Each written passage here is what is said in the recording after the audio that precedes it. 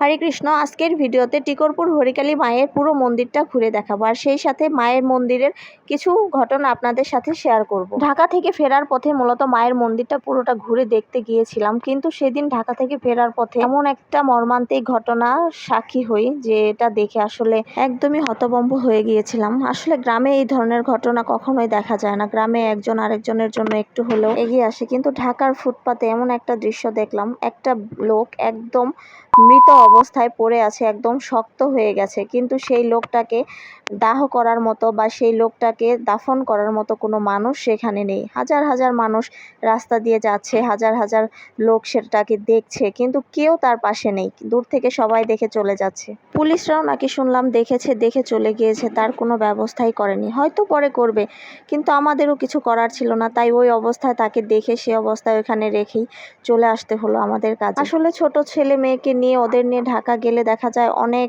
কষ্ট হয়, ওদেরও খুব কষ্ট হয়। আর ছেলে তো খুব বিরক্ত হয়ে যায়, সারাদিন গরমে বা দৌড়াদৌড়ি করতে হয় অনেক জায়গায়, সেজন্য অনেক বিরক্ত হয়ে যায়।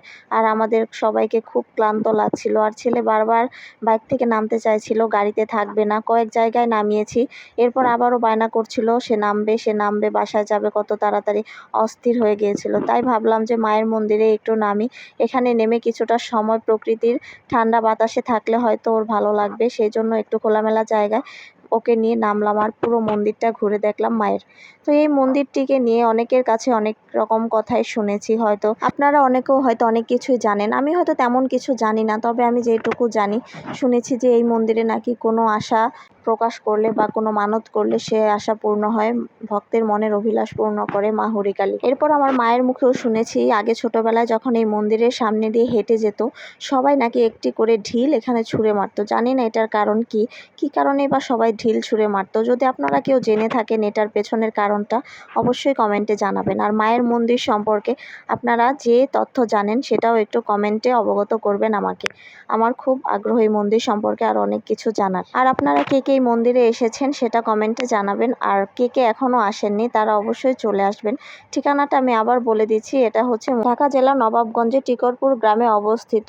খুব সুন্দর প্রাকৃতিক পরিবেশে ঘেরা একটি মন্দির। এই মন্দিরে 108টি প্রতিমা নির্মাণ করা হয় প্রতি বছর পূজার সময়। তো যাই হোক, মন্দির ঘোরাঘুরি শেষ করে আমাদের আবার একটা নিমন্ত্রণ ছিল, শ্রাদ্ধের নিমন্ত্রণ। আমাদের এক মাওইমা দেহ রেখেছে, তো তারই শ্রাদ্ধ ছিল সেই দিন। তো সেই শ্রাদ্ধ কার্যে আমরা গিয়েছিলাম আমাদের সেই বিয়ে বাড়িতে।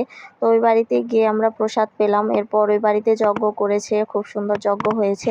যদিও আমরা খুব লেটে গিয়েছিলাম, কিছু শেষ হয়ে গেছে অনুষ্ঠান পর্ব, তো তারপর আমরা গিয়েছি। এরপর প্রসাদ পেয়ে চলে আসলাম বাসায়। তো যাই হোক, ভিডিওটা আর বড় করব না, ভিডিওটি এখানেই শেষ করছি। কেমন লাগলো ভিডিওটি অবশ্যই জানাবেন, আর ভালো থাকবেন সবাই। আর পুরো ভিডিওটি দেখার জন্য অসংখ্য ধন্যবাদ। হরে কৃষ্ণ।